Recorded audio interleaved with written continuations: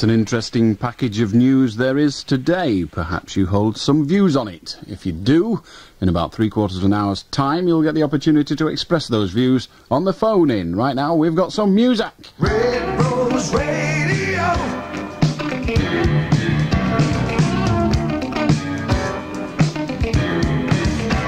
Incidentally, I'm Allan Beswick, and I'm with you till 2.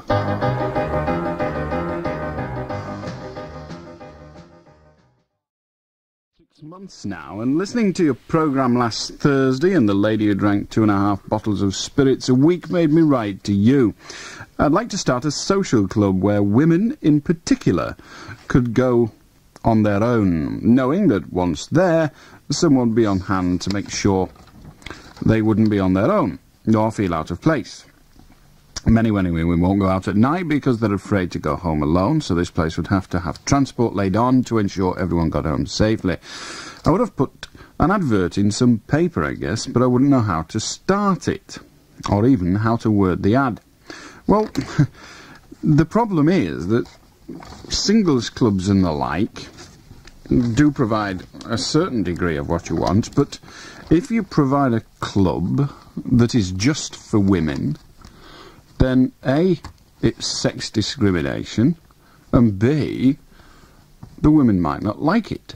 What we need to do, surely, is work towards altering society so that women will be safe at night. Would they be prepared to come if you were there? They might be frightened of you, the kind of woman that's frightened of men. Well, I suppose you're the men. Or is it Joan? It might be Joan, I suppose. It could be. Anyway, Regent Street, Nelson.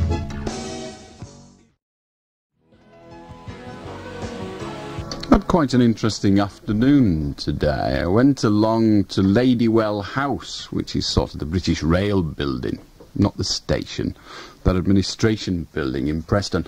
And there's a YTS scheme there. And I went and had a chat with all the lads on this YTS scheme, and I was amazed. Some of them, some of them could nearly read and write, and others, well, one lad was actually able to say 3 words in a sentence. It was amazing. I was just astounded. How do to you, lads? I had a good time. I don't know what happened to you. Thanks for all the Mars bars. I was sick when I got home.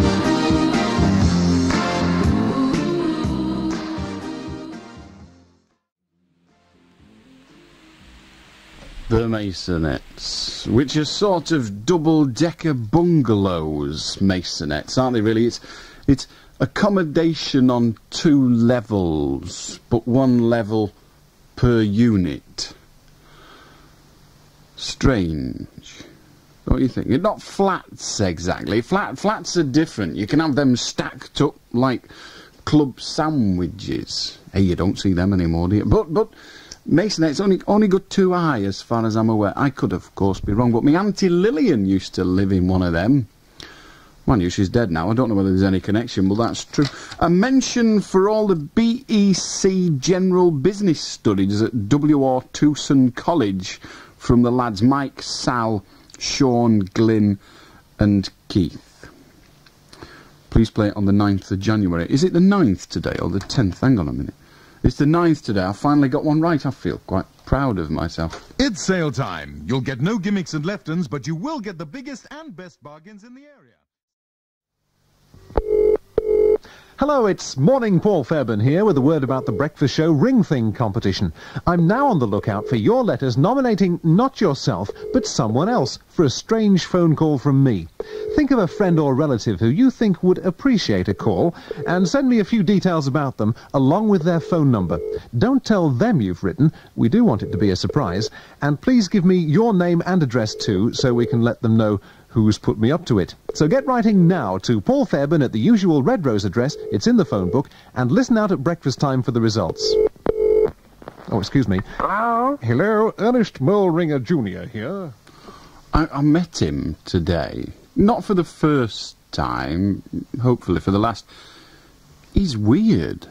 I mean, he looks young and virile, and he dresses dead smart, and, well, he hasn't got any zits. I can't understand meeting somebody under 30 that ain't got zits. It's not human. I think he's a robot. He is, he's one of them things. It was when I bumped into him and his eyes rolled and he went beep, beep, beep, beep, beep, beep. But if you think about it, he must be. How can he be happy at 6 o'clock in the morning? He must be some kind of prat. Happy at 6 in the morning, what's pulling away? When it feels like the world is on your shoulders and all of the madness has got you going crazy.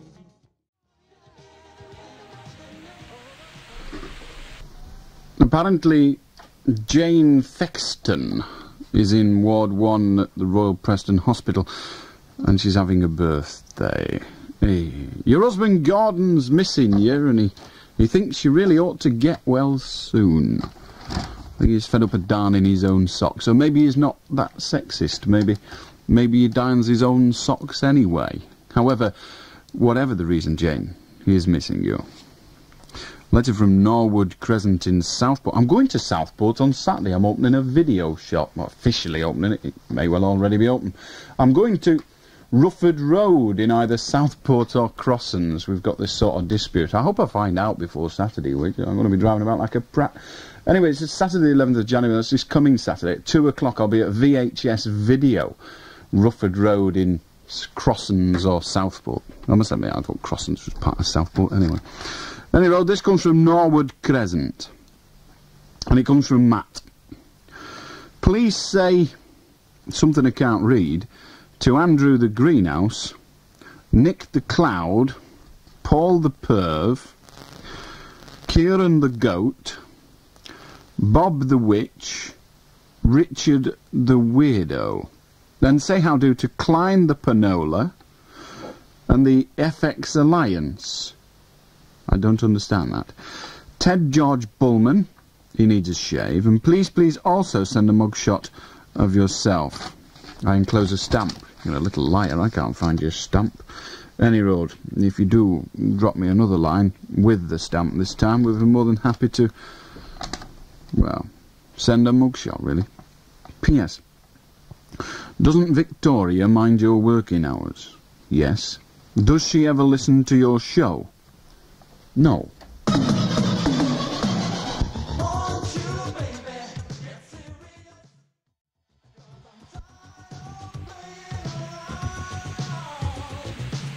I have a rather long letter here. It comes from Frank Corrie. Have a happy new year, Alan. And I know I'm a little bit late, but there it is. Please could you read this letter out on Thursday the 9th, as Michelle, my sister, will be 17. This'll be hard to believe, but also, it's my birthday on the 9th. But I'll only be 16. By gum, Frank. Just a minute. 9th of January. You've both got birthdays on the 9th of January. January? And then you sort of go December. And then 8 of them. It isn't by any chance, is it? Your parents' wedding anniversary on the 9th of April. It's just a thought. Please could you say hello to my mum, to Carmel, who's my eldest sister, Jason, Richard, Ruby the dog, and to all who know me at Highfield School, and to Sean. Alan, how many Mars bars did you get for Christmas? The answer is 3. Miserable toads, I only got 3. And you won't let people tell jokes on you, so I've sent one. Did you hear about the Irishman who couldn't find the A6? He went up the A3 twice. Give your sick ear back to Bradshaw's and get a Montego? Whatever for? What's wrong with the Montego? Is that some kind of new chocolate bar, is it? Broadbent and Boothroyd's amazing half-price sale is on this Saturday. Just for one day only, we've half-price goods in all departments at Broadbent and Boothroyd's of Southport this Saturday. If you want a 1980... Well, I suppose we better do it. Very nearly 12 minutes to 11, just a shade late tonight. What's new about that? If you want to join us on the phone in, the lines are now open. Now Alice is taking your calls on Preston 561,000.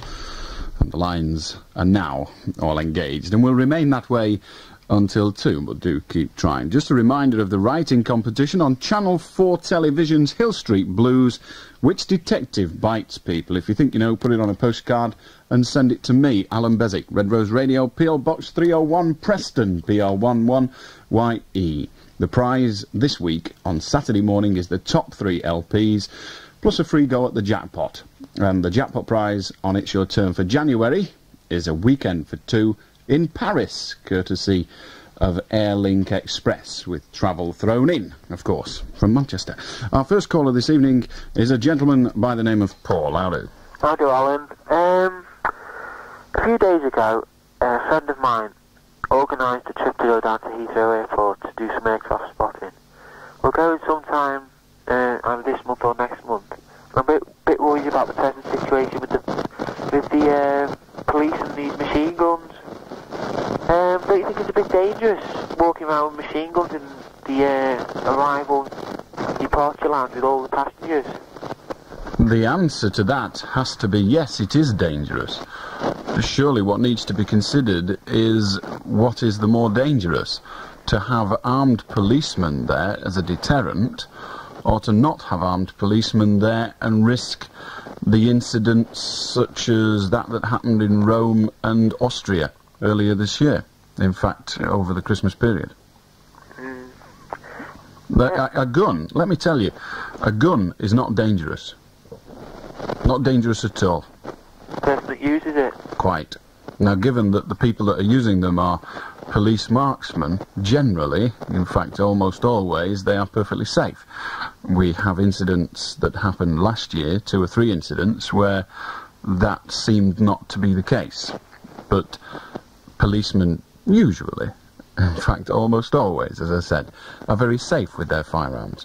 Whether it's a good idea to have armed policemen with particularly that kind of very aggressive armament on our public property is another issue. Perhaps the army ought to do it. Alan? I don't think it'll be dangerous for plane spotters anyway. All right? Yes. Good. Alan? No, I'm not having an Alan. That's usually the introduction to some kind of barn popness. Hello, Sheldon. How do, Alan? I rang you last night with that skiing problem. Do you remember? It wasn't a problem, was it? Oh no, you got it. Well, I've got another one for you. I see. Right, what animal starts life on 4 legs, and in the middle of its life on 2 legs, and ends its life with 3 legs? Starts on... It's an animal. Yeah. Starts on 4 legs. Yep. Goes on to 2 legs. Yep. And then on to 3. Yeah. I don't know. A man. Yeah? I don't see how you get the...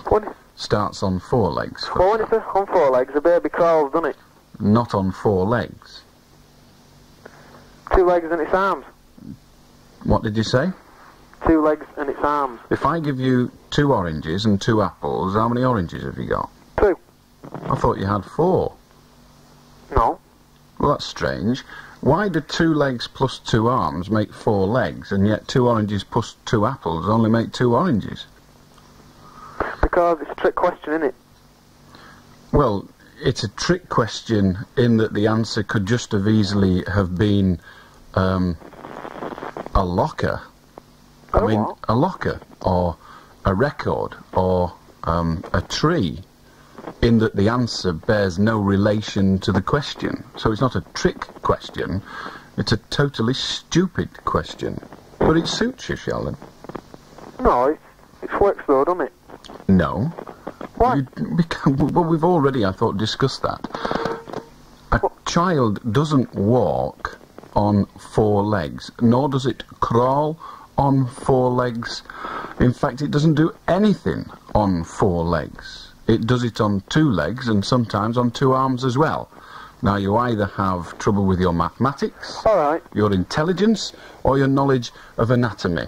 Either way, you're a pillock. How do Matthew? Yeah, it's me, the one and only Matthew, right in the... You're not the one and only Matthew. There are dozens of them. Don't come on here lying to me.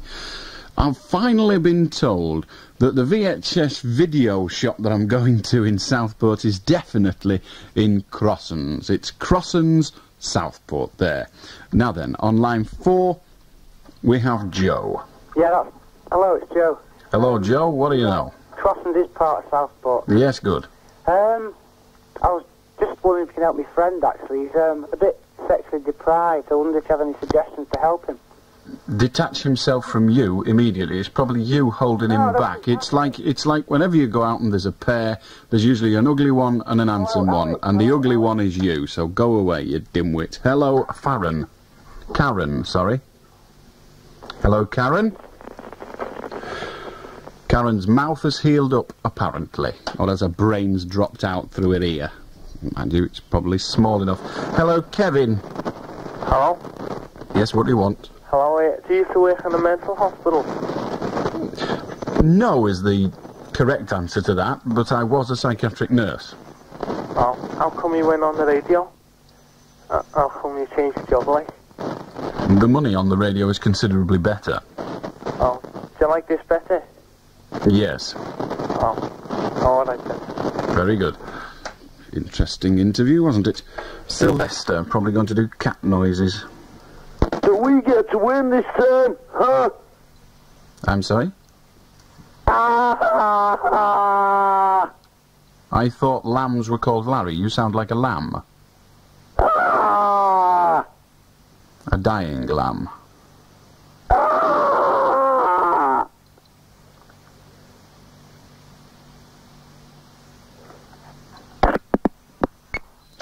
How do Peter? Yeah, it's Captain Scarlet here again. No, we don't want you. How do Byron? Hello, Mr. Beswick. How are you? Oh, my God, I was all right. Did you have a nice Christmas? Yes, thank you, sir.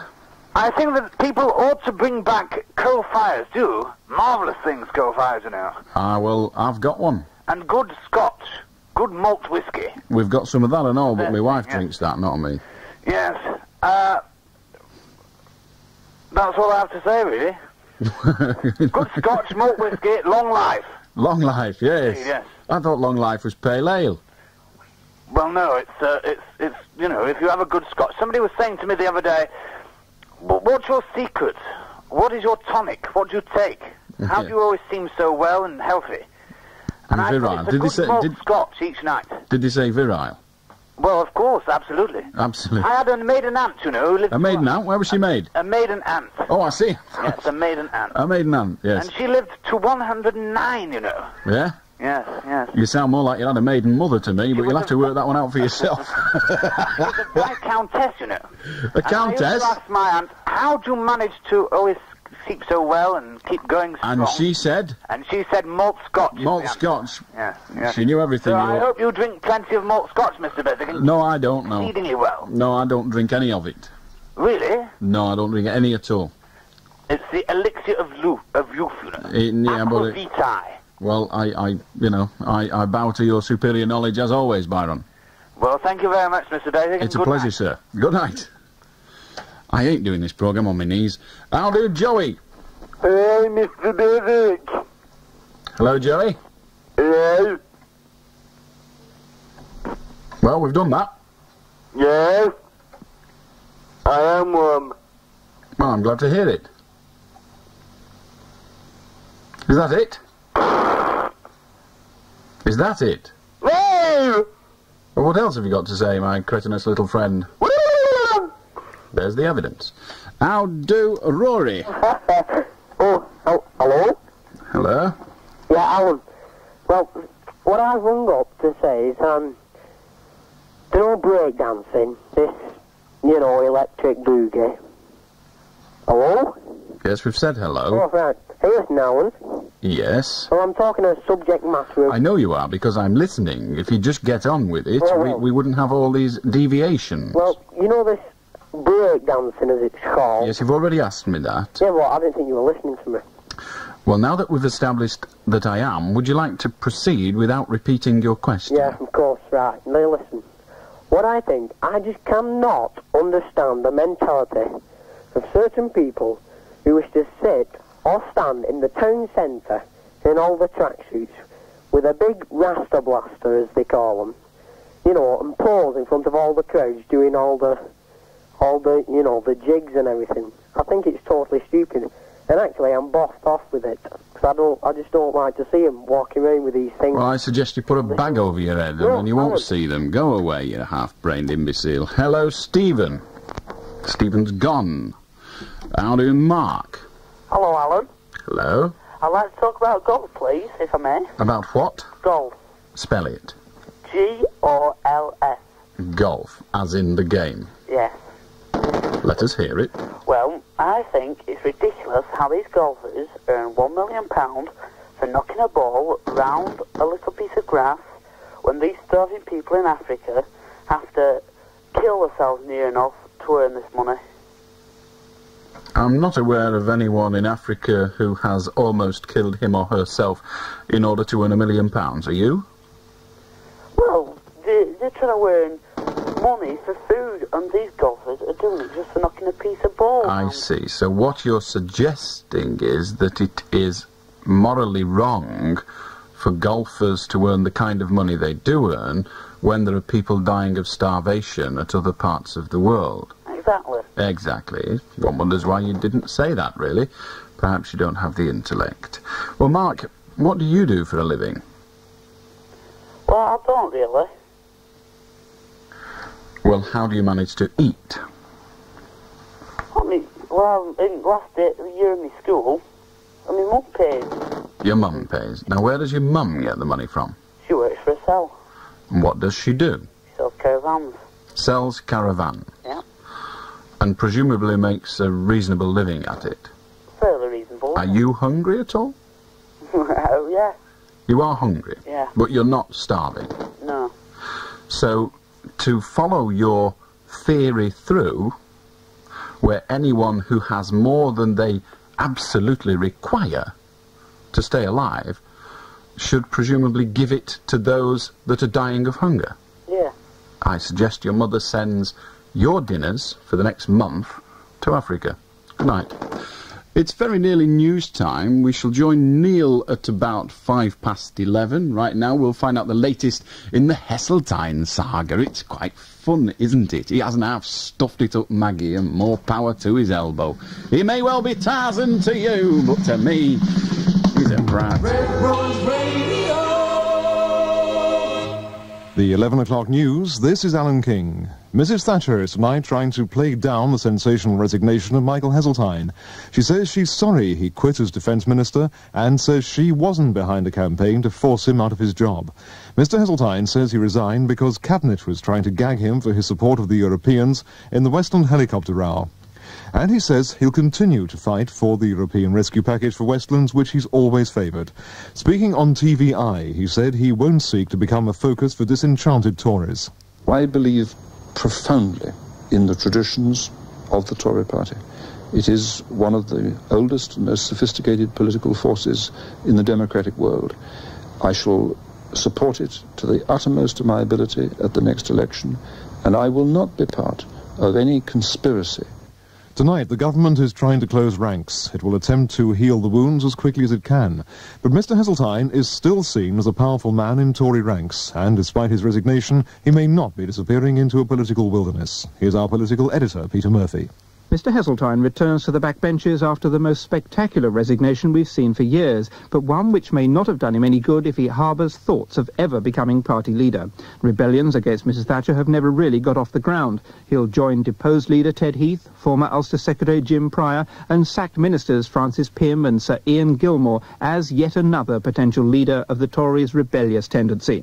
But Conservative backbenchers don't like those who rock the boat. They have long memories, and when Mrs. Thatcher does decide it's time to retire, perhaps in 4 years, they'll remember the extraordinary saga of Westland helicopters. Peter Murphy, IRN, Westminster. Meanwhile, millionaire Allan Beswick, who once owned a huge helicopter company, has today bought up 4 million Westland shares in a stock market swoop. He's publicly stated his support for the European deal and now owns 10.5% of the company, putting him in a powerful position to help decide its future. Manchester is to become the second British airport to arm its police guards with machine guns. London's Heathrow Airport went on armed patrol this morning for the first time, and now more airports are expected to follow. Rob Goldstone reports. Manchester, like London's airports, handles regular flights to Israel, and it's that threat of a terrorist attack on passengers similar to those in Rome and Vienna over Christmas which has led police to take such drastic security steps. Police at Heathrow Airport were today for the first time carrying automatic weapons on regular patrol, and Manchester becomes the second British airport to equip its officers with firearms. Police will be issued with the guns on Monday when the airport's weekly El Al flight to Tel Aviv lands and then takes off. A Tory MP is in a coma and fighting for his life in a French hospital tonight. Martin Stevens, the 56-year-old member for Fulham in West London, apparently suffered a heart attack after contracting an infection during a visit to West Africa. Mr. Stevens, who's on the Commons Select Committee on Trade and Industry, is a former vice president of the Campaign for Homosexual Equality. Independent Radio News.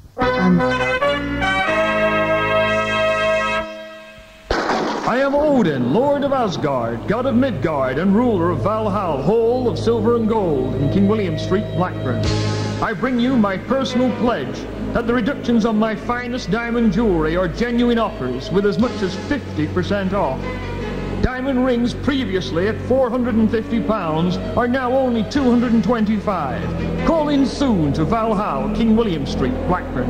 I defy you to buy anywhere else. Greetings, pop pickers. Fluff Freeman here to let you know that this Sunday I'll be sitting in for the kid on the Network Chart Show. So if you want to hear what's really happening in this week's Top 30, make sure you join me this Sunday at 5 o'clock for the nation's fastest music survey, the Network Chart, brought to you by Independent Radio with a little help from... All right? Might be worth listening to that, even for someone like me that's not the greatest fan of modern popular music. Just for the nostalgia of listening to him, Allan Freeman, doing it. I think he tries to take off Simon Tate, you know. I'm sure he does. Anyway, if you want to join us, it's Preston 561,000. Allan Beswick. How do Neil? Is Neil on 6 or 7, Alice? He's on 6.